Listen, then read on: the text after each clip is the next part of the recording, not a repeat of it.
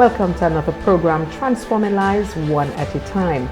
The program is aired every Saturday afternoon at 5:30. Of course, you can log on to our social media platforms, YouTube, Facebook, Instagram, and TikTok.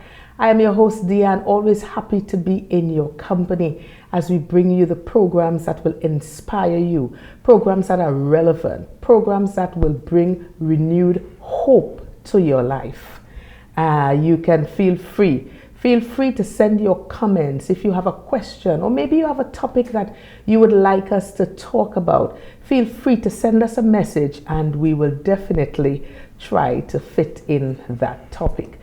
Today, as promised, we're going to continue with part 2 on the topic, relationship is serious business. Or maybe I should say extremely serious business. My guest once again is Karissa Samuel, who brings to the table over 12 years of experience as a guidance officer and a family life educator.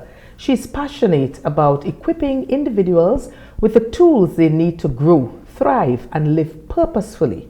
Her background in social and emotional learning fuels her expertise in personal development, where she empowers others. Whether coaching teens, leading workshops, or ministering one-on-one, Karissa is committed to seeing lives transformed.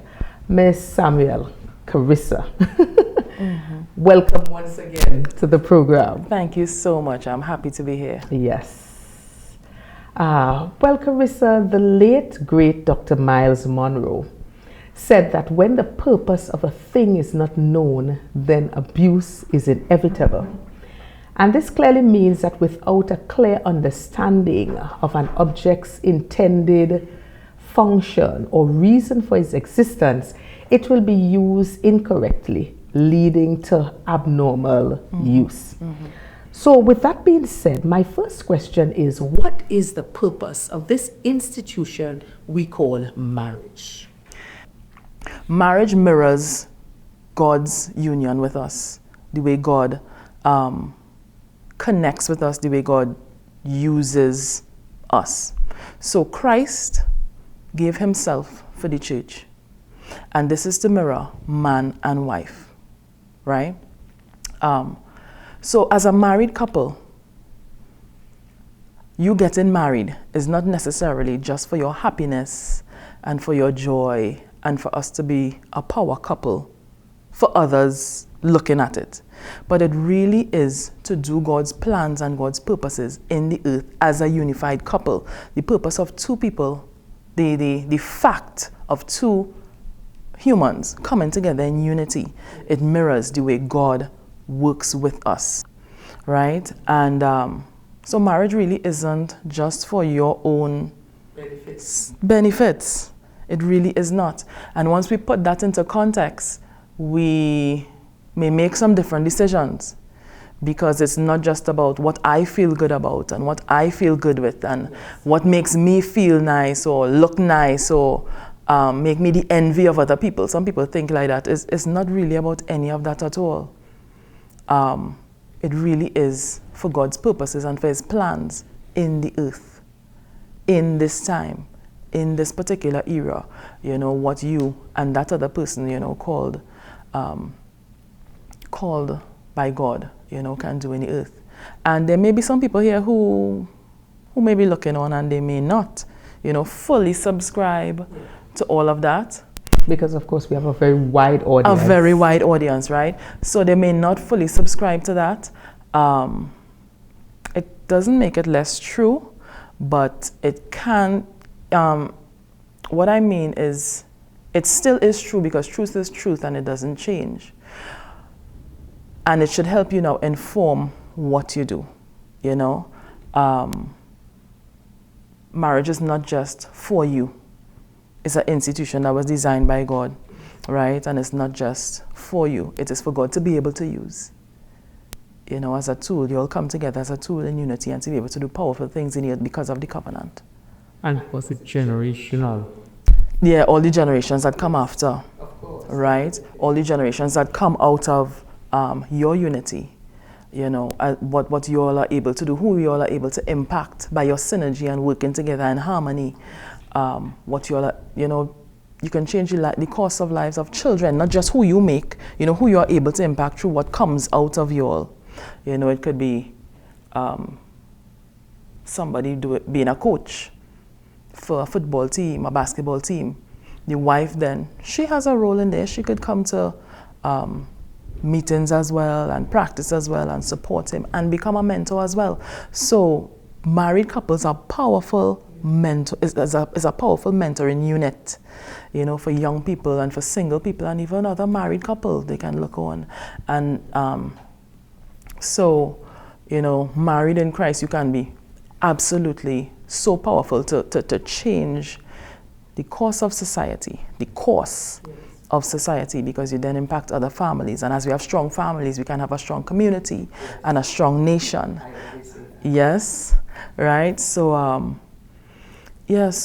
so it's not something that should be entered in lightly, or just, if everybody getting married, let me just get married to you. You have to understand and recognize that it is for a purpose. It has been designed for.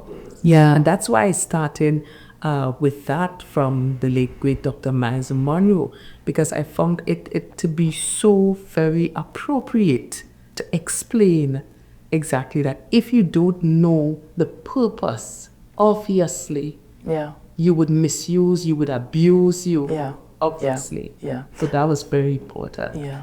Well, I want us to talk about leave and cleave, because many times you would hear in a marriage, okay, a man would leave his parents and now cleave to the wife, and then you sometimes wonder, okay, so when you leave, so you forget all about mommy, you forget all about daddy, you forget all about your other relatives. I wanted to bring some perspective on this leave and cleave and exactly what it means in the real sense of the word. Mm-hmm.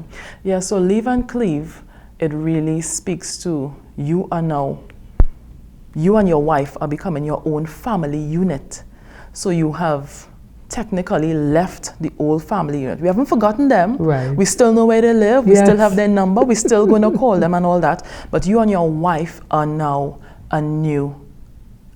building. You all are now a unit and building a new family home. And in the last episode, we talked about what are we bringing into this new home. Yes. Right? What are we bringing from those two other homes that we know of? We pull and we pick the best ones that we want, because we are intentionally deciding what are we bringing into this new home. So leaving is the man now just moving out from being sonship and everybody's providing for him and taking care of him, and he now is the husband and father of his own home. According to the Bible, he's the priest of his home, he's the leader of the home. I know society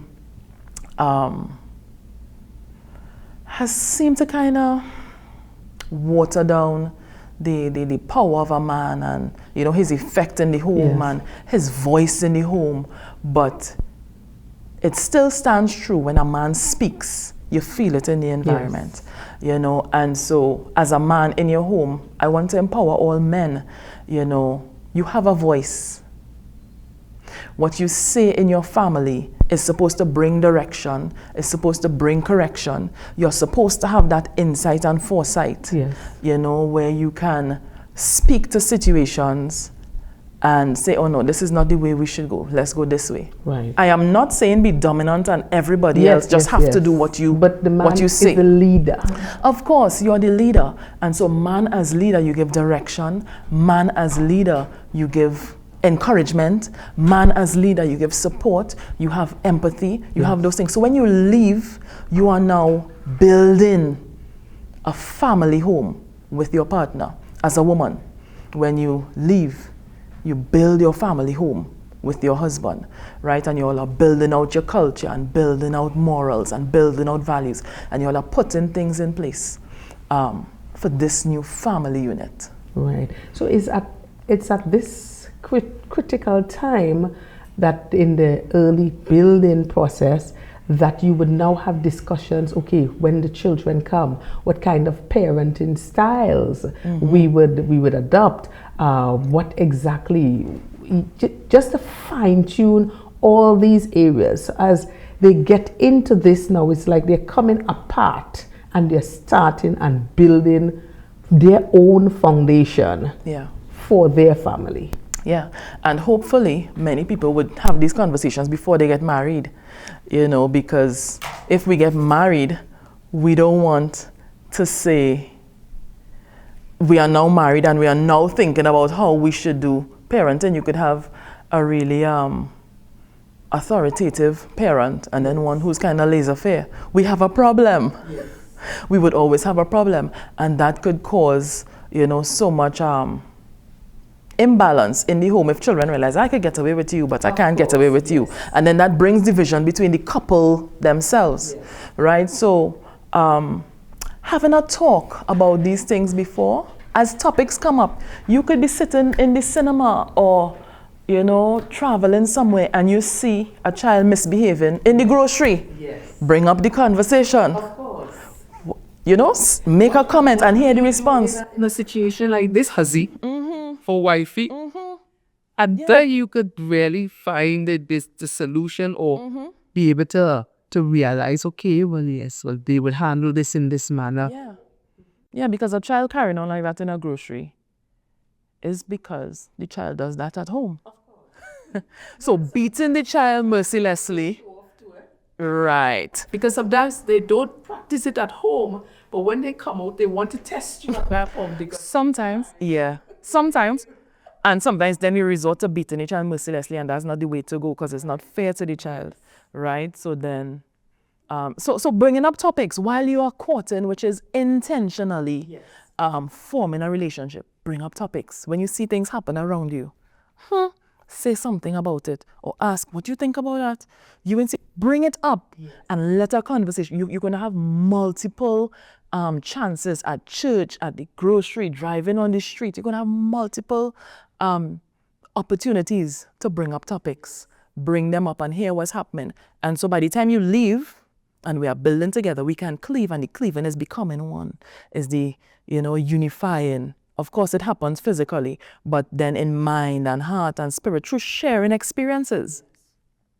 When I'm telling you about my experiences, you're telling me about yours. We are living together. We are putting new routines in place for our new family life. We have a way we celebrate Christmas.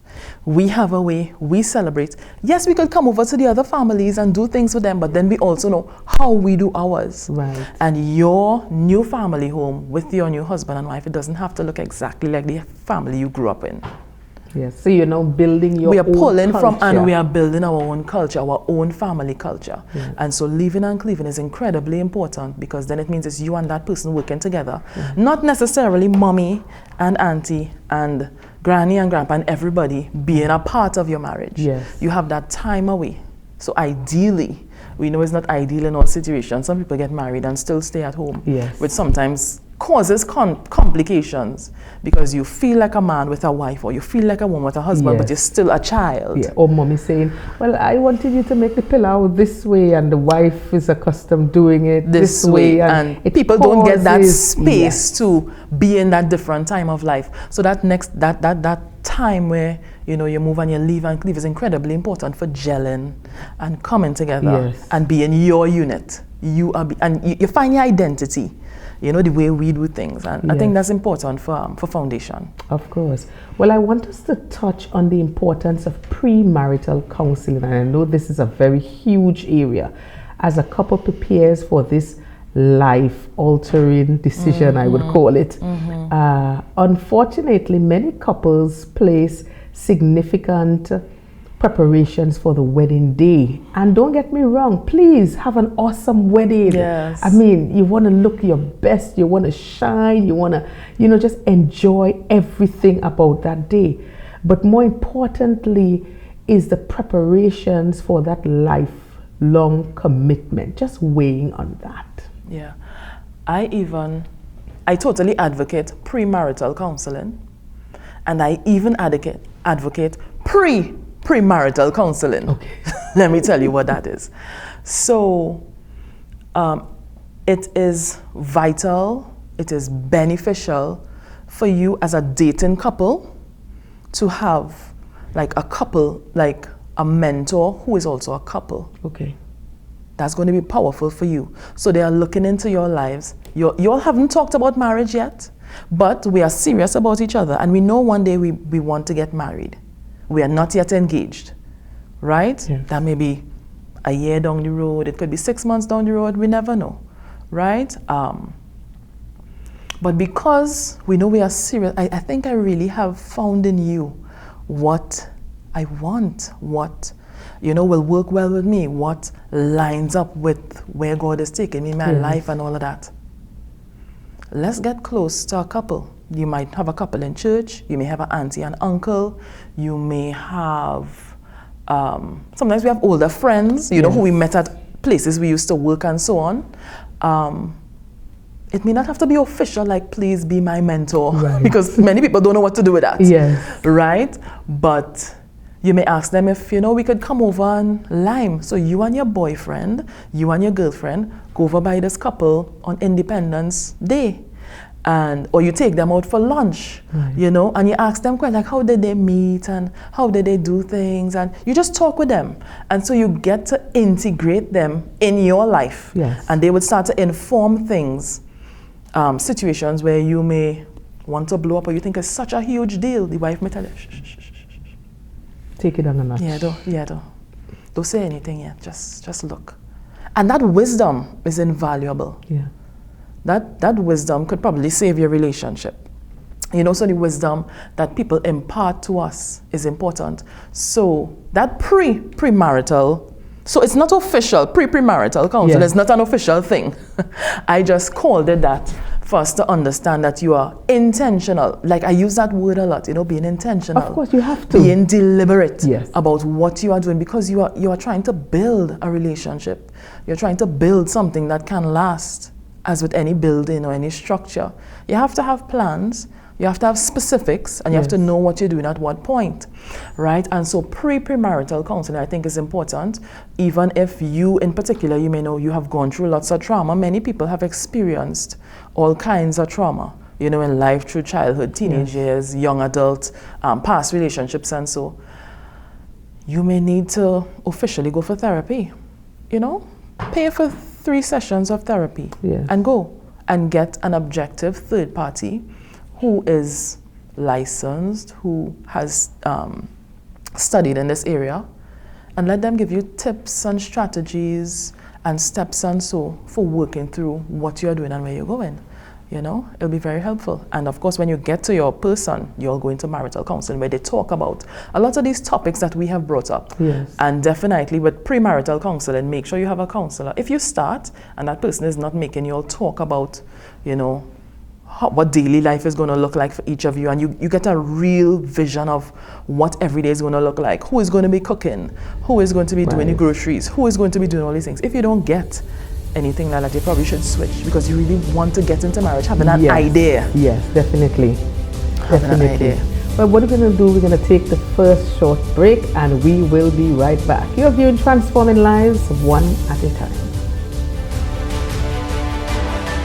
If you're wondering where to find top-tier quality tiles and products to refurbish or renovate your wall, floor or pool, well, your worry is over. Come to D-Cells Tile and Ceiling Center, Store Bay Local Road, opposite the Bonnecourt Primary School, Tobago, where you will find porcelain, mosaic and ceramic tiles of the highest quality guaranteed. D-Cells Tile and Ceiling Center also stocks thinset, grout, tile cutters and yes, windows. Plus a friendly smile and service that's second to none awaits you. So forget the hassle and get all the quality tiles you need right here in Tobago at D-Cells Tile and Ceiling Center. Call us today at 460-8802, 639-8281. Opens Monday to Saturday from 9 a.m. Do you need electrical and plumbing supplies from construction to finish? Then check out Voodoo's Enterprises Limited, Milford Road, Canaan, Tobago. Get LED bulbs and fixtures, septic tanks, water pumps, laminate flooring, press cut power tools, and so much more. Open Monday to Saturday from 8 a.m. Call 280-2050 or 660-4970. Voodoo's Enterprises Limited.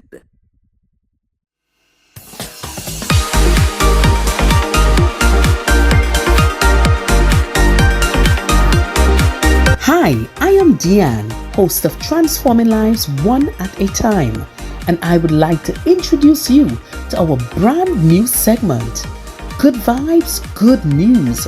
And this is where you have the opportunity to highlight your good news. You can send your 90 seconds video to our WhatsApp number 868-701-2099. That's 868-701-2099. Let's hear some of the good news that we never hear about. Good vibes, good news. Inspiring hope. Celebrating wins. Truly grateful. Welcome back, my guest today, Ms. Karissa Samuel. Karissa, I would like you to address having difficult conversations in marriage. Nobody likes having difficult conversation. Yes. What is the best approach to some of these uncomfortable situations that we just wish didn't exist and we didn't have to deal with? If we could just push it aside, but we can't because the problem will still be there. So yes. Where's the best way? The best way to deal with difficult conversations, well, we have to choose the right timing, yes. Right? But I think you as a person, you need to have the right perspective and disposition. If I am coming to deal with, the situation is already difficult, it is already tense, we're probably on opposite ends of this discussion, which is why it is tense. We are in disagreement. We have a bit of a conflict. The way I start to have this conversation with you is crucial. If my first comment to you about it is, you see that my tone has gone up, my tone has gotten harsh, my tone has gotten critical, the conversation is not going to go well. We are going to end up with more tension, okay, more anger than we did. Probably we didn't even touch the topic because all the person heard was the tone and we went left, right? So we have to look at our tone. We have to look at our startups.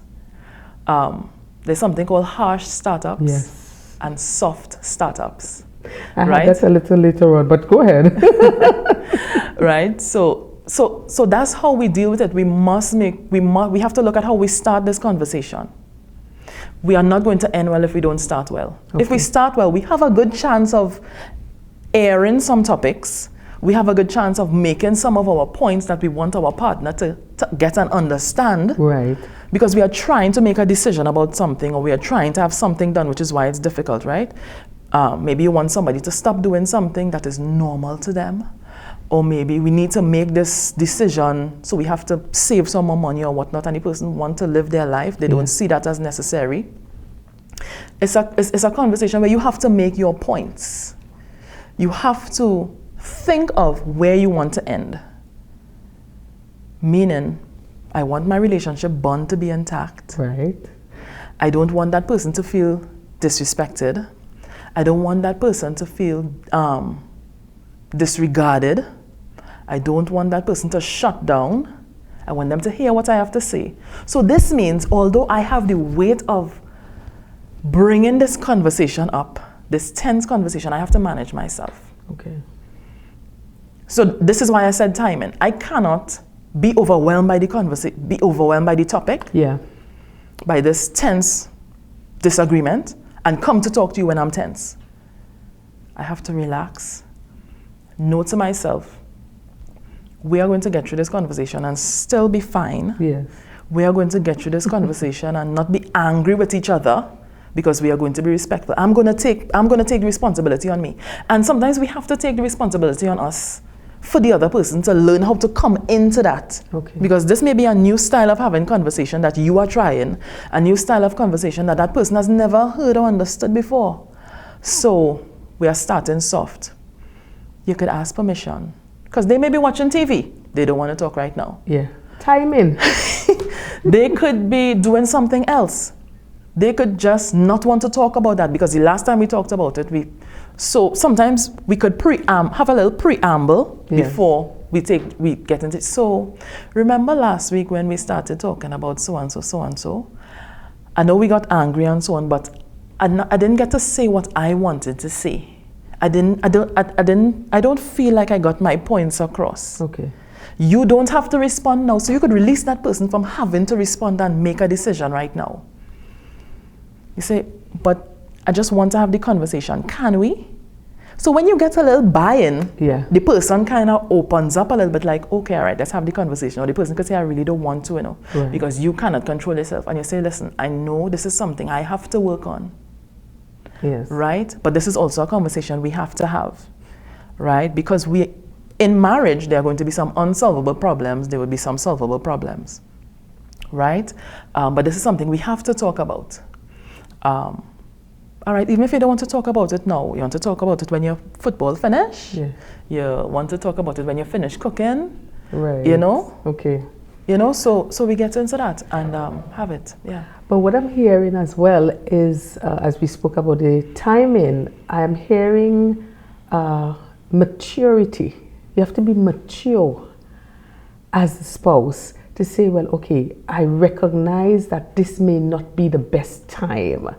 So it's a conscious decision. And also, as you were speaking, I was hearing humility, because the last time we tried to have this conversation, it went all over the place. So you now have to humble yourself. And these are traits that are so necessary if you are to have a successful marriage. Yes. Because maturity. He is upset now. He's cutting the yard. You can't come and the man now finish cut the yard. You wanted to, you said something last week. And you see me, I don't put water in my mouth to talk. And sometimes you hear many people, many married couples talk about the woman waking him up in the middle of the night to talk about something that she has been boiling about. It may be quiet. Yeah. The children may be asleep. But he wants to sleep too. He wants to sleep. It is not the best time. Yes. Right? And so, yes, it calls for a lot of self-discipline. Yeah. It calls for intentionality, because you are thinking about when is it. You are humble, and as you said, you are thinking about not when is the best time I want to talk about it, because it's boiling on my heart now. Not about me. When is the best time I could talk to this person about it? Why? Because I want them to hear me. Understood. I want their ear to be open. I want them to be able to receive. So if the person tells you no, put it aside. And I'll also say, to all those who listen, make your points. You can have a cheat sheet when you want to talk. Yeah. Nothing is wrong with that. And sometimes I find cheat sheets really work, because when you try to leave out anything. You don't leave out anything. And when you try to keep everything at the top of your head, you tend to jump here, jump there, jump there, jump there on all emotional stuff. Okay. As opposed to if you plan out what you want to say ahead of time, this is what you want to talk about, this is what you want to talk about. And you could manage it. Yes. That's a very very good suggestion. Very good suggestion. I want us to jump into the issue of respect. And generally how some couples speak to each other and the kind of ripple effect this can cause. Yeah. So back to the harsh starts and soft starts, that I mentioned earlier.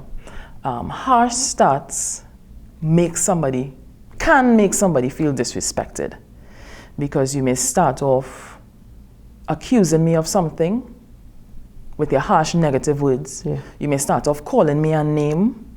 Hey, you see you and that, whatever you're always doing, right? That immediately puts people on the defensive. Yeah. It puts people on the defensive, and you're also signaling me that you are being disrespectful to who I am as a person, to my qualities, when you're really trying to talk about something that I've done, right? And so it's important that we respect each other in relationships, and it's also important for women to know men feel loved when you respect them. Yeah. I don't think many women, even if they've heard it, they don't keep it at the top of their Yeah. mind. When you disrespect him, he feels unloved. You could tell him you love him how much times, you could buy the biggest cake for his birthday and go on a vacation and do all those things. If you speak to him disrespectfully, disrespect him in public, undermine his authority in front of his children, in front of his family, in front of his peers, Yeah. and you are disrespecting his masculinity, you are also letting him know how you feel about him in a man's eyes and in a man's mind. You have disrespected him, you don't love him. Wow. And that's really important for women to remember, because our mouths are very powerful. Yes. And we could string words together really very quickly. We could string a whole paragraph together and say what we want to say and not realizing that we are pulling down this particular person. You're not standing up for yourself. You are pulling down and disrespecting and emasculating this man. Yeah. Who is your man? Who you have chosen to be the leader of your family. Who, because you have married him, you have trusted him to give direction Of course. to your life and your family by the things he do and the things he says. So you're actually shooting yourself in the foot. True. By disrespecting him. It's not going to help empower him. It's not going to help to push him forward. Yes. And he's not going to feel loved. He's not going to feel closer by your disrespect. Wow. I know that you have done some extensive studies on the John Gottman Institute. Just touch a bit on that and what some of the studies have revealed. It was very interesting. Yeah, so John Gottman, he claims that he's not a relationship guru, right? He is not a relationship guru. He says that he has done lots of research, clinical research and so, on over 3,000 married couples. And what he has found patterns through couples over time. They have done longitudinal studies, mapping couples' lives and looking at their relationships over 20 years and so on. They have found kind of like a blueprint of stuff that happens. And so out of that, he has written many books. He also has the John Gottman Institute, where people can go and learn at regular couples. You can sign up for like online programs and so. I'm just saying that, right? And so in it, one of the really fascinating studies, out of the studies, they are able to predict with 93 to 94% accuracy a couple who's going to get divorced. If they watch this couple having a conversation for 3 minutes, they can predict with 93 to 94% accuracy that couple is going to get divorced. And here's how they did that. They invited some couples to come to their Gottman lab, they called it. So the Gottman lab is an apartment. Couples agreed to come and stay for a weekend. Okay. They know they are going to be on camera. They know they're hidden. So the cameras are not out for them to see, but they know they're hidden cameras. They know, behind mirrors, there are people. They know that, right? And they've agreed to live their life out for just this weekend. And what they have found is couples who present with the 4 horsemen are couples who are going to end up in divorce at some time, especially contempt. So the 4 horsemen, as we know biblically, the 4 horsemen of the apocalypse, which signal the end of times, the end times, right? So these 4 horsemen, John Gottman has used that same analogy to mirror. Once we see these 4 things show up, the end of the relationship is coming. The couple may not have decided that they want to get separated or any kind of thing like that. But because in their conversation, these things are showing up, it is signaling that something is happening in them, between them. And so the 4 horsemen, they are criticism. And that's such a hard one because it's so common and it's so normal for our conversation, the way we talk and the way we deal with each other. But yes, criticism, contempt, that's number 2. And contempt, just to break it down a little bit, is putting yourself on a moral high ground and talking down to somebody. Okay. defensiveness when maybe you have come from a family life where you were always attacked, so your response is always defensiveness, or your partner is always attacking you and you have to be defensive, so defensiveness. And number 4 is stonewalling. Think of literally building up stones between you and the person who is talking to you, so you can't deal with the situation. So those 4 horsemen, that is a concept that John Gottman has put together. And those are patterns that they pick up in relationships, in conversation. They pick up those patterns and they're able to predict with accuracy. 90, that's almost 100%. Yes, exactly. They can predict divorce, That is amazing. But that criticism, is it a part of our culture to just... I have found that criticism is very prevalent. It's like, you said part of our culture, and I would kind of side with that a little bit because that's just the way we talk. Yeah. And I say this from the perspective, if we have to talk without criticism, we really have to stop and think of what to say and how to say it. So that tells us that criticism is kind of normal. Yes. If I'm trying to take criticism out, I have to stop. Okay, wait. So I'm not bashing you about what you did. I'm not telling you about yourself. I'm not calling you any names. I'm not telling you how stupid that thing was, or why you do that foolishness, or what kind of thing. I'm not saying any. I am right. So that in itself, because of the amount of mental work we have to do to figure out how do I address this thing, it tells me that it is very pervasive. And we really have a lot of work to do so that we can barricade our relationships and we can put things in our relationships that will help to build it on firm ground. So many of us may not realize, just by those 4 things I talked about, those 4 horses, we may not realize that we are doing things and literally every day mashing up our relationships because we are breaking the bond between us and that person because of the criticism, because of the moral high ground and contempt, because of defensiveness. Yes. As opposed to, dealing with this situation. But even as we talk about, because I'm thinking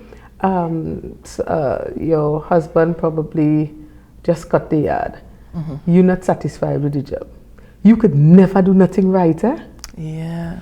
Why you can't see that need to fix properly? And when you started like that, that man was probably up here and you just brought him right down to the ground. Mm-hmm. And he probably didn't even want to do it, but he did it because he was trying to make you happy. And now he did it in the hot sun. Yeah. With the probably last bit of energy he had, but he did it because he wanted to make you happy. Right. And here you are still not happy. You are not happy, you are not satisfied. I am not saying don't address the situation. Yes, but you have to know how to do it. And so the soft start is where we can help to reword the sentence. Yes. Reword the sentence, rewire how we think about it. So, okay. So he did it, and he come a finished girl. Yeah. Immediately you see all the things. You don't start with that, with all the negative things that you see that he didn't do. Yes. But you should start with, oh gosh, thank you. I am so glad you did it. I know you're tired, boy, but you still did it. You could start with that. We are not being deceitful. Yeah. We're not being deceptive. You will get to it because you will still bring it up because it has to be addressed, but don't start with it. Right. That's what we're saying about the hard starts and the criticism. Yes. We're saying go with a soft start, which is saying something positive. This is not psychological mumbo jumbo. This is dealing with people and humans. And making people feel bad all the time or like it's impossible to please you is not the best way to go about a relationship. Of course. He has no motivation to push aside his tiredness and do something the next time. Definitely. So you could start with, boy, yes, and that sun was hotter. And let him talk a little bit. And I see you sweating. Yes. You could bring some water for him during the Well, thing. I was just thinking a little, right? a little mobby. Right, bring some more, bring some, right? Bring it, and I see you sweating, but you did it, boy. Right, I thank you. The place much cleaner now. You don't have to lie. Right. The place much cleaner now. Yes. Yes.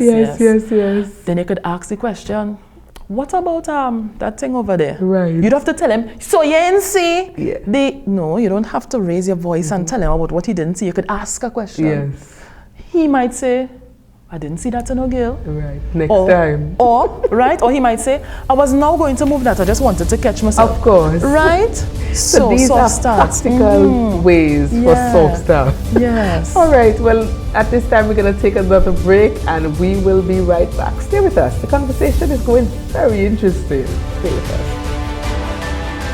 If you're wondering where to find top-tier quality tiles and products to refurbish or renovate your wall, floor or pool, well, your worry is over. Come to D-Cell's Tile and Ceiling Center, Store Bay Local Road, opposite the Bonnecourt Primary School, Tobago, where you will find porcelain, mosaic and ceramic tiles of the highest quality guaranteed. D-Cell's Tile and Ceiling Center also stocks thinset, grout, tile cutters and yes, windows. Plus a friendly smile and service that's second to none awaits you. So forget the hassle and get all the quality tiles you need right here in Tobago at D-Cell's Tile and Ceiling Center. Call us today at 460-8802, 639-8281. Opens Monday to Saturday from 9 a.m. Do you need electrical and plumbing supplies from construction to finish? Then check out Voodoo's Enterprises Limited, Milford Road, Canaan, Tobago. Get LED bulbs and fixtures, septic tanks, water pumps, laminate flooring, press cut power tools, and so much more. Open Monday to Saturday from 8 a.m. Call 280-2050 or 660-4970. Voodoo's Enterprises Limited.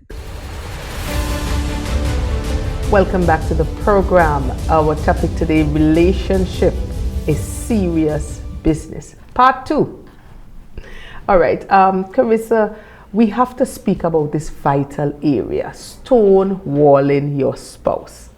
The silent treatment, speak to the hands kind of attitude, the rolling of the eyes, and of course, I was speaking into the camera for this one, and of course, you know, us ladies, I'm not saying you ladies, I'm saying us, myself included, the rolling of the eyes, things like that.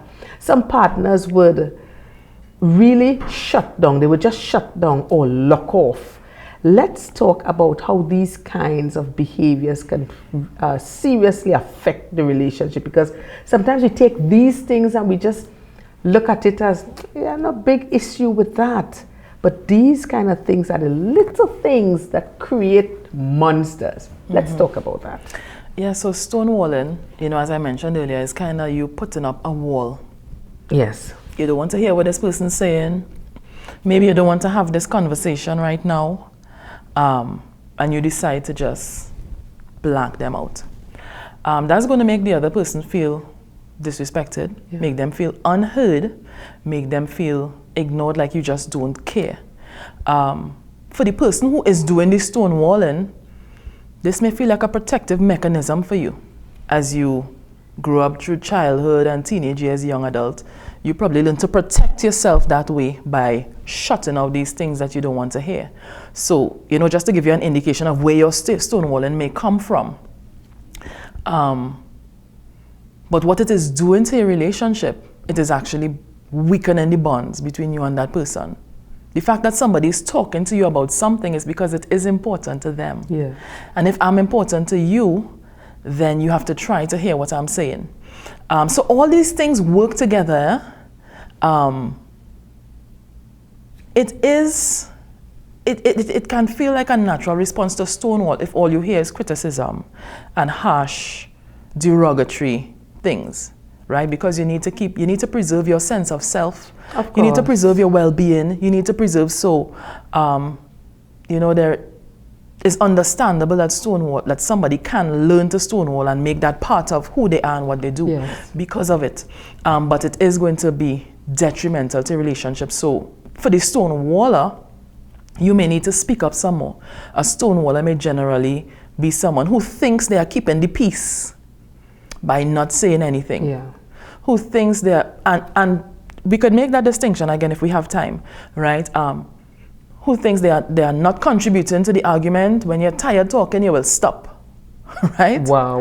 When you're fed up saying what you have to say, or you're saying this again, whenever you're finished, you will stop. So they may have learned how to do that, but it is not helpful. What a stonewaller can try to do is, now you have to speak up some more, as I was saying. So you say to the person, listen, I hear you. Sometimes that person just wants your attention, you know. They have said something 2 times, 3 times. You putting up a wall doesn't help them. That person is trying to be heard. Yeah. That person is trying to feel comfortable. That person is trying to know that they're important to you. That person, they are glad you are here. They may not be saying that because they're arguing or saying something that you don't want, but they're glad you're here. So you, the stonewaller, has to speak up a little bit more. State your case. If you don't want to talk now, say, I want to hear you, but I just can't talk right now. We could talk later. Yeah. The stonewaller could say, you know, I really don't like these, when you come at me like this. You have to let somebody know what they're doing. I really don't like when you speak to me like this. For me to hear you, you need to talk a little softer. Okay. For me to hear you, you need to, let's try. So you are opening the door, and you're kind of extending a hand for that person to work with you, for you to be able to hear them. Right. Because it's not just one way, right? The person began to stonewall for a reason, right? Maybe you have to do some reflection and be like, where did I get this from? I've always been doing this. It's not that this started with you in this relationship. Okay. I may have been doing this before. And if that's it, like, when did it start? Since I was small. What did it help me do? It helped me to just feel at peace. It helped me to not feel the anxiety. Because if parents are fighting in the home, a child could feel anxiety. So, you know, I'm not in that place anymore. So you have some reflection to do as well. And you must talk to your partner so you could get out and let the partner know, I am going to be trying. It's not going to be perfect. Yeah. But I'm going to try. And what you hope for is for that person now to see your efforts, and, you know, they may start to be a little less anxious when they're talking to you, you know. So it's a two-way street. And also, what about this blame shifting? Because I mean, I know we spoke about the criticism, we spoke about contempt, but blame shifting, or having persons think, well, no, but I'm not the one to be blamed in this. And yeah, so that's defensiveness, right? Blame shifting. If sometimes we say, if you didn't do this, this wouldn't happen. right. But it's not me. I only do this because, and we realize blame keep going back and forth. If our conversation is centered around blame, and sometimes we tend to do that a lot in our context, in our local context. We talk in blame, we talk in guilt and shame, and criticism. Those are the categories that lots of our conversations go around.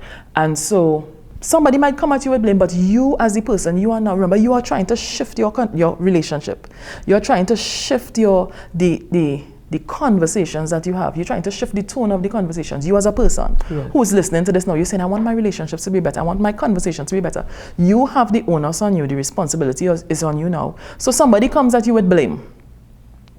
You see the same thing? I told you, don't do da.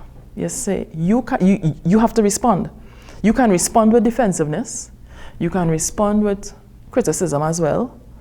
Or you can choose to respond with, okay, no problem, I hear you. But, so you can tell the person you hear them. That's a response. Right. I hear you. Can I explain what happened? Some people might say, I don't want to hear nothing. Yeah. Fine, you leave it alone. But I'm saying continue to take that position, because eventually the person might be like, what do you want to say?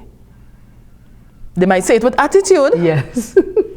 But they may still say, okay, what do you want to say? You say, well, I just want to explain what happened there. Right. And then, because now you are trying to change the tone of your relationship. You're trying to get this person and people that you're dealing with into the fact that, wait, it have more in conversations, or we can get through conversations, Yes. or you can ask me questions about what I mean, why I did that, and let me understand. So we get a deeper understanding of each other, and hopefully, mutual respect will work in there as we do in the soft starts instead of hard Yes. starts, and Yes. not being defensive and blaming and all that kind of Yes. stuff.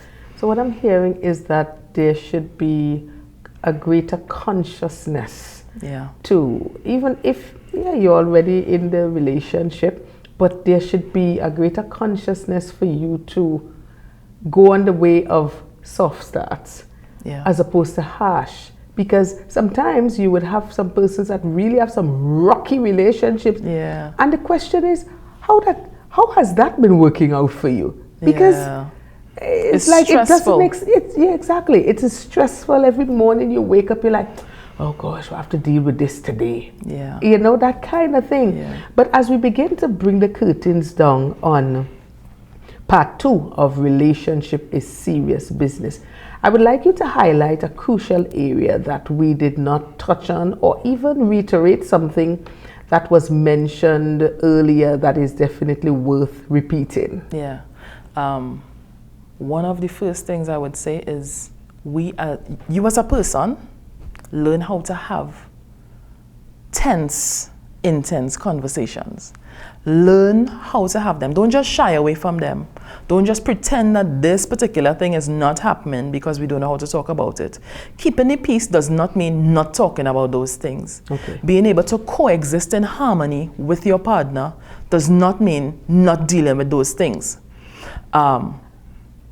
Learn how to have those conversations. You have to do reflection on yourself. You have to begin to edit how you speak. You have to begin to have a greater hold on your emotions and being able to identify them as they come up. The nervousness, the tension, the anxiety, the anger. You have to be able to have a hold on those things, because when you're like, okay, wait, I'm angry. All right. Let me calm down. So when you can say, when you note, I'm angry, you may have to say now, okay, let's talk about this later. Can we just stop for a little while and talk later? Because your view is to save the relationship. Your view is to constantly build that relationship, not break it, right? So we are talking about marriage, we are talking about stable relationships, we are talking about staying together and stability and, longevity and that kind of thing.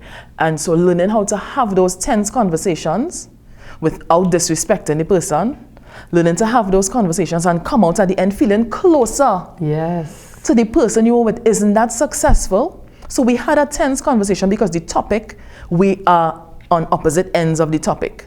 So you have your points about it, I have my points about it. You have your core beliefs, I have my core beliefs. You have what you want to happen, I have what I have to happen. At the end of the time we are talking about it, we may not have a resolution.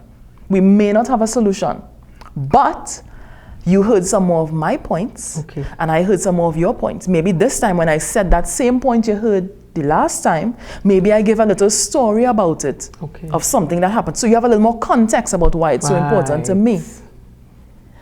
And you didn't change your mind yet, but we are closer because we had this intense thing and we came out of it. So that is what I want people to begin to start working around. Start learning how to have tense conversations. Don't just shy away. Because what is going to happen? You're going to begin to feel more confident in your relationship and about your relationship. It's not just going to break apart because of a topic. Right. It's not just going to break apart because of a tension. You are going to come out stronger, like, wow, we can do this. It gives you that inner motivation that we could have conversations and then still be good. Yeah, not fly off the handle. Not fly off the handle, not disrespect each other. Right. Because disrespecting each other leads into a whole host of strain on the relationship. Yes. After we had that conversation and we disrespect each other, we are now strained. So we have to come back into being good with each other. It just takes too much time. So I really want people to work on. Yes. Well, finally, give a word of advice to a couple who desires to really have a fruitful, loving, and rewarding marriage. So to this couple, I would say, put God first. I would say, know yourself, meaning intentionally find out about yourself from other people. you know, ask them about, you know, top qualities that are you. Listen to what people say, work on it. Learn how, as I just talked about those crucial conversations, learn how to have not harsh, but tense conversations without running away. Because something is tense, you don't have to run away. Learn how to do that. Get close to a couple who you see have stood the test of time. They have gone through stuff, they have spent lots of years together.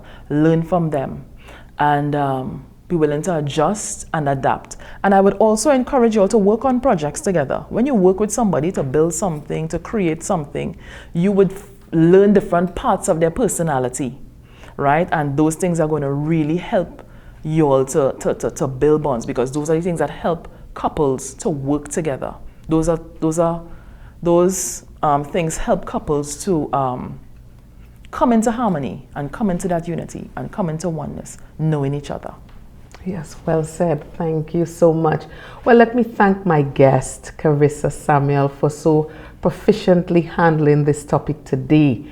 And one thing is clear, is that if we are to have fruitful and rewarding relationships, then there must be intentionality, Yes, commitment, and definitely effort. definitely. It is only what we put in that we can get out.